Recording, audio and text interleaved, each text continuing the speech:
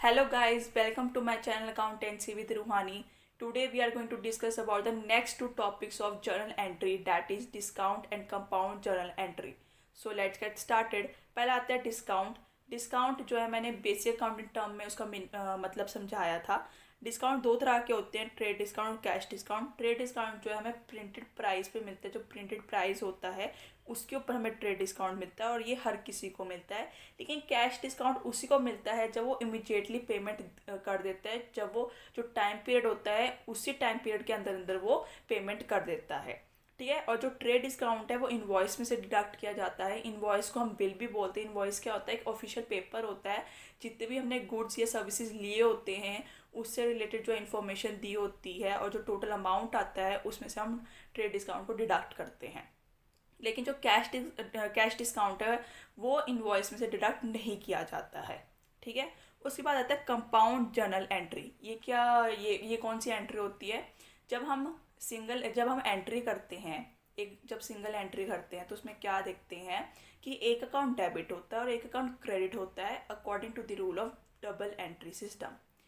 लेकिन जब एक सिंगल एंट्री में ही डेबिट में दो अकाउंट आ जाते हैं या क्रेडिट में दो अकाउंट आ जाते हैं या डेबिट और क्रेडिट दोनों में दो से ज़्यादा अकाउंट आ जाते हैं तो कंपाउंड जर्नल एंट्री बन जाता है।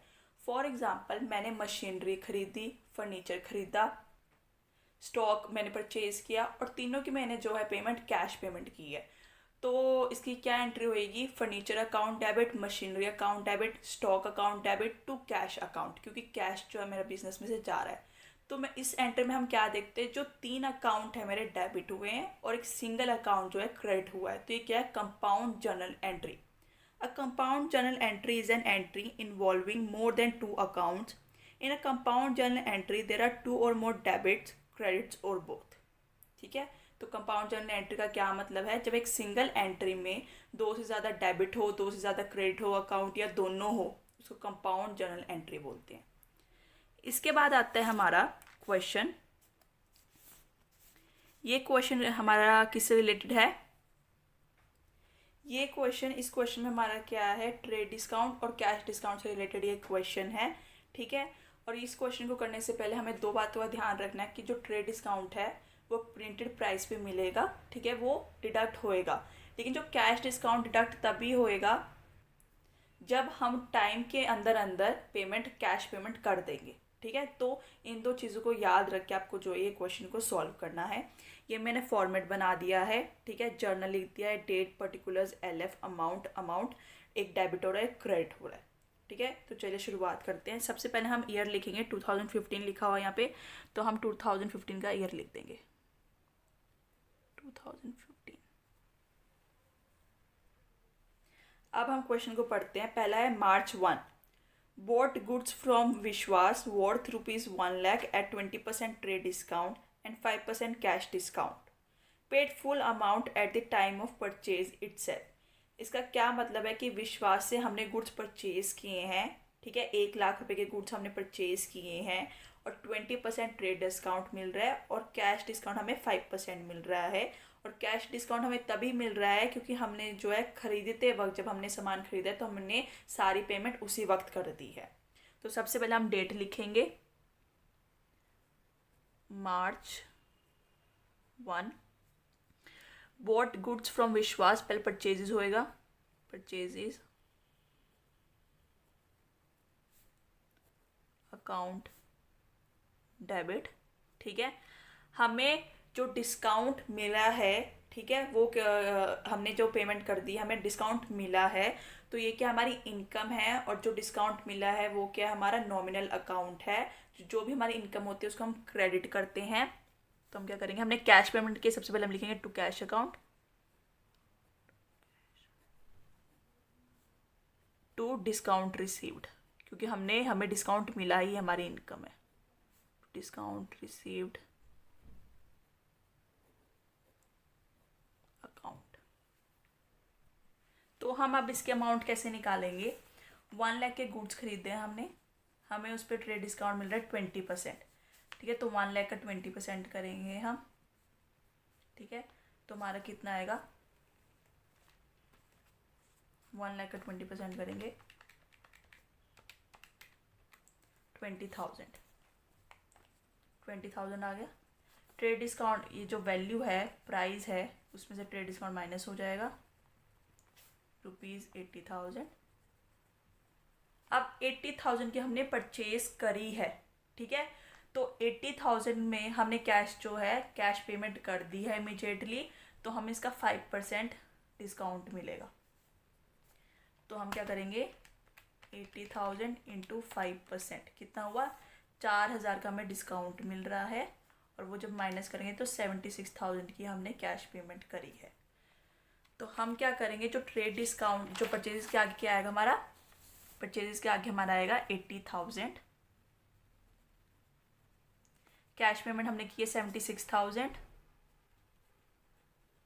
और डिस्काउंट हमें कितना मिला, 4,000 का। तो हम क्या लिखेंगे, अब इसके जर्नल लिखेंगे, तो हम क्या लिखेंगे, being goods purchase at 20% trade discount and 5% cash discount for cash, ठीक है। तो ये क्या है हमारी, ये हमारी जर्नल एंट्री कंप्लीट होती है। परचेजेस के हमने आगे हमने वो अमाउंट ली है जो हमने ट्रेड डिस्काउंट, मतलब ट्रेड डिस्काउंट हमने माइनस किया है प्रिंटेड प्राइस में से, वो अमाउंट हमने परचेज के आगे ली है। और जो ट्रेड डिस्काउंट माइनस करने का जो अमाउंट है, ये उस पर हमने कैश डिस्काउंट लगाया है, तो उतना हमें डिस्काउंट रिसीव हुआ है। और जो बाकी बैलेंस बच जाएगा वो कैश के सामने आ जाएगा। अब आप देख सकते हो कि जो परचेजेस अकाउंट है वो 80,000 है, और जो क्रेडिट हो रहे 2 अकाउंट्स, ठीक है, उनका जो टोटल है वो भी 80,000 है। आपको ये ध्यान रखना है कि जो चीज़ आपकी डेबिट, जिस अमाउंट से वो डेबिट हो रही है, वो इक्वल होना चाहिए आपका क्रेडिट का, तभी जो आपकी एंट्री है वो सही मानी चाहिए। और ये क्या है, हमारी कंपाउंड जर्नल एंट्री, क्योंकि एक अकाउंट डेबिट हो रहा है लेकिन 2 अकाउंट्स हमारे क्रेडिट हो रहे हैं, ठीक है। तो ये क्या, कंपाउंड जर्नल एंट्री। अब तीसरा क्या आता है, मार्च 3 को, मार्च 3 लिखा हमने। अब ये क्वेश्चन क्या है, bought goods from Trisha ₹4, 2 lakh, 2 lakh के हमने गुड्स खरीदे हैं, हमें 5% का कैश डिस्काउंट मिला है, एंड 10% का हमें क्या मिला है, और 10% का हमें ट्रेड डिस्काउंट मिला है। Half of the payment made by cheque at the time of purchase, लेकिन हमने हाफ पेमेंट की है, जब हमने चीज़ खरीदी तब हमने हाफ पेमेंट की, अभी हाफ पेमेंट की नहीं है, और हाफ पेमेंट कर दी है। लेकिन वो हमने कैसे करी है, चेक के थ्रू। तो सबसे पहले हमने गुड्स खरीदे हैं, तो परचेजेस अकाउंट डेबिट, ठीक है। हमने क्या किया है, कैश क्या कहते हैं, चेक के थ्रू हमने क्या की है, हाफ पेमेंट की है to bank account. Bank account कब लिखना है हमें, जब हम ये अज्यूम करेंगे कि जो हमने हाफ पेमेंट की है, वो हाफ पेमेंट सेलर ने क्या किया है, उसी टाइम डिपॉजिट, उसी दिन जिस दिन हमने उसको चेक पे दिया था, उसी दिन उसने क्या किया, बैंक में जाके डिपॉजिट करवा दिया। ऐसा कुछ लिखा नहीं है एंट्री में, बट ये हमने अज्यूम किया है, इसलिए हमने बैंक अकाउंट लिखा है। Purchases account debit to bank account. अब हमें डिस्काउंट मिल रहा है टू डिस्काउंट रिसीव्ड,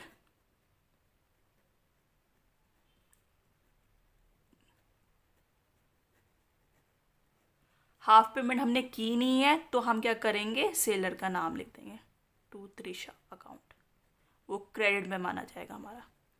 तो अब इसके अमाउंट कैसे निकालनी है, 2 लाख के हमने गुड्स खरीदे हैं, इसका हम क्या करेंगे, हमें 10% जो ट्रेड डिस्काउंट मिल रहा है, ठीक है। तो 2 लाख का जब हम 10% करेंगे, 20,000 हम माइनस कर देंगे, तो 1,80,000 आएगा। 1,80,000 अब हमने क्या किया, हाफ पेमेंट किया, पहले हाफ करेंगे इसका, 90,000 हमने पेमेंट कर दिया, 90,000 पेमेंट हमने नहीं की है, तो ये हमारा क्रेडिट होएगा ये जो त्रिशा के आगे आएगा, और जो हमने हाफ पेमेंट बैंक के थ्रू की है इस पर हम क्या करेंगे, डिस्काउंट, कैश डिस्काउंट लगाएंगे, डेट इज़ 5%। तो 90,000 का जब हम 5% करेंगे तो हमारा आएगा 4,500। ठीक है, और जब हम 90,000 में से 4,500 माइनस करेंगे तो कितना आएगा,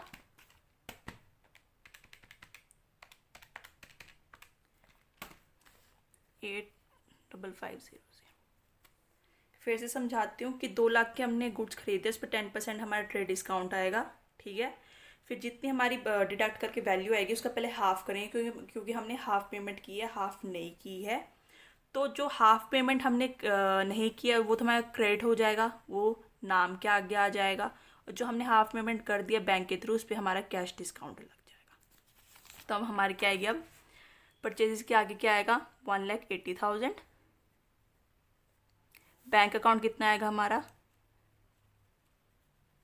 डिस्काउंट हमें कितना रिसीव हुआ है, 4,500, और त्रिशा के आगे 90,000। अब आप देख सकते हो इसका टोटल जो है डेबिट से मैच करेगा। तो हमारी क्या एंट्री होगी, being goods purchased from Trisha and half of the payment is made, कि हमने हाफ पेमेंट की है। ठीक है, ये रहा हमारा। नेक्स्ट आता है हमारा मार्च 4 का। 4 मार्च को हमारा क्या हुआ, ये आपको लाइंस लगानी है। जब एक एंट्री हो गई तो उसकी लाइन लगा दी, एक एंट्री हो गई उस पर लाइन लगानी है आपको। मार्च 4 को क्या हुआ, sold goods to Nupur for ₹50,000 at terms 4% cash discount and 20% trade discount, half of the amount received by cash and balance half by cheque on the same day. हमने गुड्स जो है सेल करे नूपुर को, ठीक है, 50,000 के, उस पर हमने उसको 4% का कैश डिस्काउंट दिया, 20% का ट्रेड डिस्काउंट दिया है। हाफ पेमेंट हमें कैश से मिली और हाफ पेमेंट हमें किसी मिली है, बैंक से मिली है, चेक के थ्रू, मतलब चेक आ गया मतलब बैंक के थ्रू। सेल करें हमने गुड्स, किसको, नूपुर को हमने क्या करा है, सेल करा है गुड्स, लेकिन हमें जो है कैश पेमेंट हुई है, कि कैश में आया है, तो cash account debit, half payment हमें कैश में मिली है, बैंक अकाउंट डेबिट क्योंकि हमें हाफ पेमेंट चेक के थ्रू मिली है। अब हमने क्या किया, उसको डिस्काउंट दिया है। जो हम डिस्काउंट देते हैं वो क्या होता है हमारा, डिस्काउंट हमने दिया है, डिस्काउंट क्या है, हमारा नॉमिनल अकाउंट है, लेकिन डिस्काउंट हमने दिया है सेलर के पॉइंट ऑफ व्यू से देखें तो ये हमारे लिए क्या एक्सपेंस है। और डेबिट और नॉमिनल अकाउंट के थ्रू क्या होता है कि debit all expenses and losses. तो हम क्या करेंगे, डिस्काउंट अलाउड अकाउंट, डिस्काउंट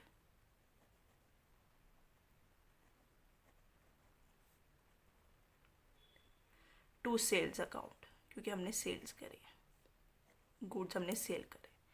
तब हम इसका कैसे करेंगे, 50,000 पहले हम ट्रेड डिस्काउंट करेंगे, 50,000 पे हमारा 20% मिला हमें ट्रेड डिस्काउंट, तो क्या करेंगे 50,000 इंटू 20%, डेट इज़ 10,000। तो ये माइनस करने पर हमारा 40,000 बच जाएगा।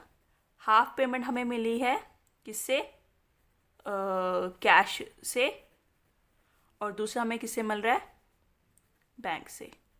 तो दोनों पे ही है तो हम पहले 40,000 पे लगा लेते हैं। कैश हमारा कितना कितना हमें मिला है, 4%, 4% मिलेगा तो हमारा 1,600 रुपये आएंगे।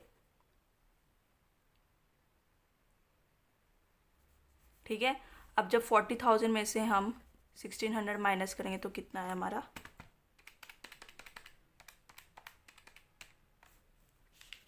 38400।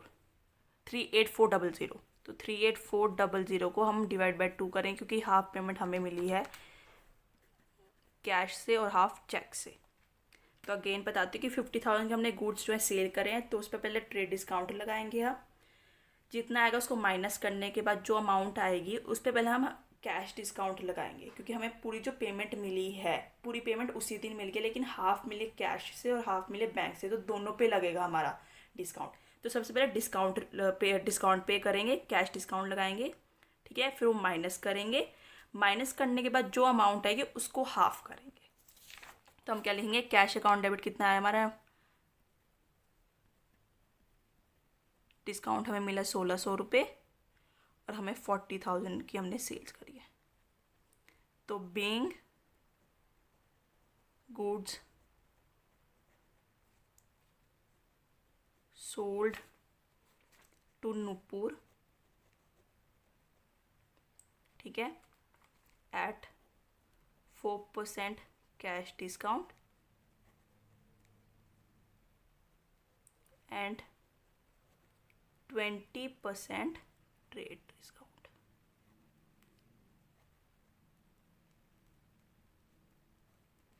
अब आप देख सकते हो कि जो हमारा डेबिट अमाउंट है वो क्रेडिट से मैच करेगा। जब आप इसका टोटल करोगे तो ये 40,000 के इक्वल आएगा, ठीक है। तो ये क्या हमारी एंट्री है। हमने एक एक चीज़ को ध्यान से समझना है। पहले ट्रेड डिस्काउंट माइनस करना है और कैश डिस्काउंट हमने तब करना है जब हमें पेमेंट मिलेगी, ठीक है, तब हमें कैश डिस्काउंट देना है। इसके बाद हमारे आती है last two journal entry, that is sold goods to Anuradha for ₹1 lakh on terms 10% trade discount and 5% cash discount if the payment is received within 15 days। 80% of the payment is received on 18th March by cheque. अभी क्या कह रहे हैं कि हमने अनुराधा को goods जो है सेल करे हैं 1 लाख रुपए के लिए, उस पर 10% ट्रेड डिस्काउंट मिल रहा है, लेकिन हमें कैश डिस्काउंट हम तब देंगे उसको जब वो पेमेंट हमें 15 days के अंदर अंदर पे कर देगी। और उसने क्या किया, 18th March को 80% ऑफ द हमें पेमेंट जो है चेक के थ्रू पे कर दी है। पहले हम देखेंगे, पहले हम सबसे पहले 6 March की एंट्री करेंगे, March 6, ठीक है। हमने गुड्स सेल करे अनुराधा को। पहले हम ट्रेड डिस्काउंट तक, यहाँ तक हम पहले क्वेश्चन को करेंगे। पहले हम क्या करेंगे, हमने गुड्स जो है सेल करे अनुराधा को, तो हम लिखेंगे Anuradha account debit to sales account,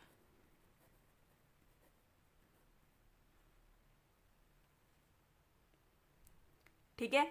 और जितना हमने उसको ट्रेड डिस्काउंट दिया है 1 लाख रुपये पे, हमने उसको 10% का ट्रेड डिस्काउंट दिया है,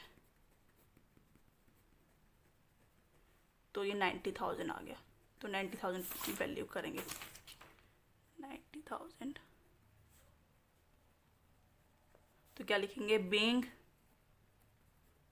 goods sold at 10% trade discount, ठीक है। अब हम क्या करेंगे, 5% cash discount if the payment is received within 15 days।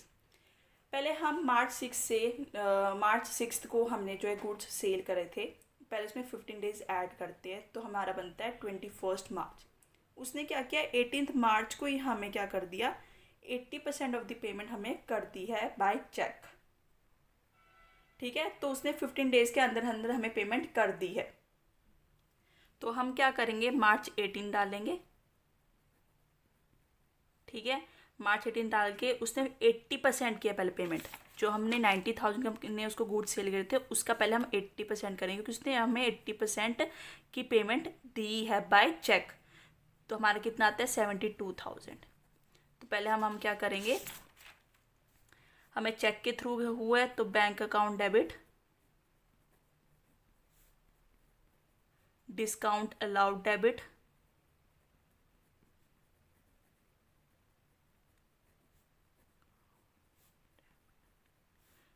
To Anuradha,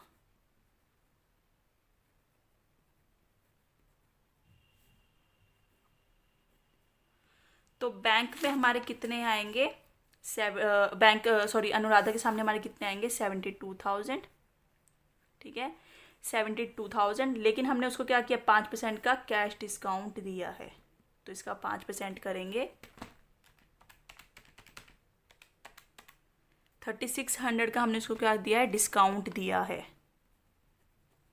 3600 का डिस्काउंट दिया है। और जब उसको माइनस करेंगे 72,000 में से, तो हमारा कितना आता है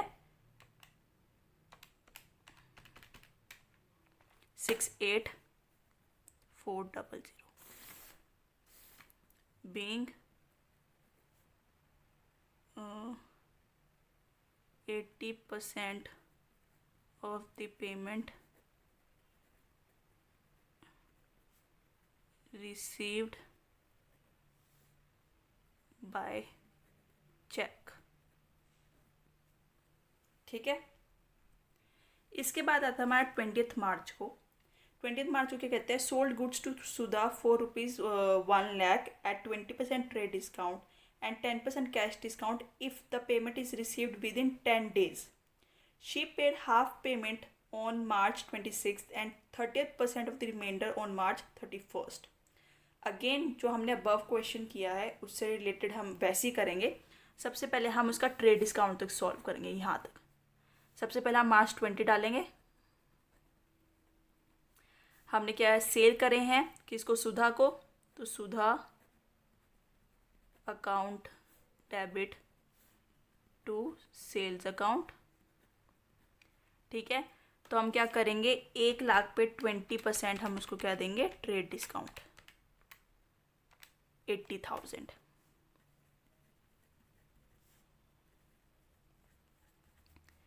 Being goods sold to Sudha at 20% trade discount. ठीक है, अब हमने 10% कैश डिस्काउंट उसको तब देना जब वो 10 days के अंदर हमें पेमेंट कर देगी. अब March 20 से हम देखें तो 10 कितना होता है? 30 मार्च तक. ठीक है, बट उसने 26 मार्च को हमें हाफ पेमेंट कर दी है. तो सबसे पहले 26 मार्च का करेंगे. उसने हमें क्या किया? हाफ पेमेंट कर दी है. और कैसे करी है? हमें इसमें लिखा नहीं हुआ कि उसने हमें कैसे करी है. तो हम क्या करेंगे? कैश ही मानेंगे क्योंकि इसमें चेक नहीं है. तो cash account debit, discount allowed debit,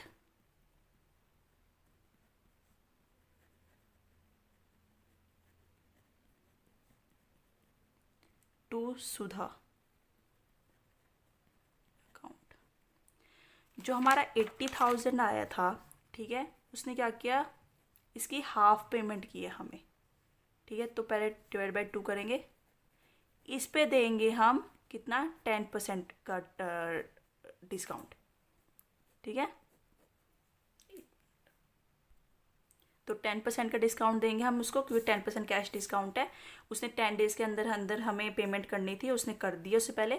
ठीक है, तो कितना है? 4,000. तो हम क्या करेंगे? जो 40,000 की उसने हाफ पेमेंट करी है हमें. ठीक है, हमें उसने कितना दिया है? डिस्काउंट हमें मिला है 4,000 और जो रिमाइंडर है 36,000. तो being half payment received from Sudha at 10% cash discount. अब लास्ट क्या है? 30% जो है उसने रिमाइंडर जो बाकी जो बाकी जो बचा हुआ है हमारा पैसा. कितने बचे हुए? 40% हमारे बचे हुए हैं. 40,000 हमारे बचे हुए हैं. जो 80,000 थे उसके अब उसने हाफ पेमेंट कर दिए 40,000. उस पर उसको डिस्काउंट मिल गया है. और जो 40,000 हमारे बचे हुए थे उसने क्या किया? 31 मार्च को पे किया है. तो इस पे तो हम उसको डिस्काउंट नहीं देंगे क्योंकि जो हमारा डिस्काउंट था वो हमारा 10 days तक था. तो 20 मार्च से लेकर 30 मार्च तक था, बट उसने 31 मार्च को किया है. तो हम क्या करेंगे? सिंपल एंट्री करेंगे, उसकी 30% लेंगे. जो हमारे रिमाइंडर जो हमारी बाकी बची हुई अमाउंट है उसका 30% कितना है हमारा? 12,000. तो सिंपल एंट्री करेंगे इसकी हम. सुधा अकाउंट, सॉरी हमें कैश मिला है ना,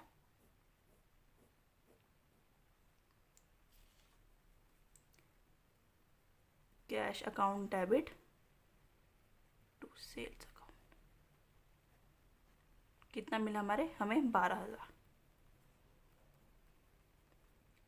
being 30% of the remaining amount received. ठीक है, तो यहाँ तक हमारा क्वेश्चन कंप्लीट होता है। ये फिर से एक बार बताती हूँ कि पहले हमने गुड जो है सेल किए हैं सुधा को। ठीक है, पहले ट्रेड डिस्काउंट तक हमने सुधा टू सेल्स अकाउंट किए, उसमें ट्रेड डिस्काउंट माइनस होगा। उसके बाद उसको कैश डिस्काउंट मिल रहा है क्योंकि उसने जो है 10 दिन के अंदर पेमेंट कर दी है, तो डिस्काउंट मिला उसको और उसने हाफ पेमेंट की है। तो cash account debit, discount allowed debit to Sudha account. लेकिन जो 30% जो है, जो बाकी हमारा पैसा बचा हुआ था 40,000, उसको उसने 30% दिया है, बट वो 31 मार्च को दिया है। तो कैश डिस्काउंट का जो ऑफर था वो तो ख़त्म हो चुका है, तो हमने सिंपल एंटर करी है cash account debit to sales account. ठीक है, अब क्या करेंगे, हम टोटल करेंगे। टोटल जो हमने करना है that is 80,000 plus 1,80,000 plus 19200, 80,000 plus 1,80,000 plus 19200 plus 19200 plus 1600, 3 lakh आ गया, plus 90,000 plus 68400 plus 3600 plus 80,000 plus 36,000 plus 4,000 plus 12,000, तो टोटल आता हमारा 594।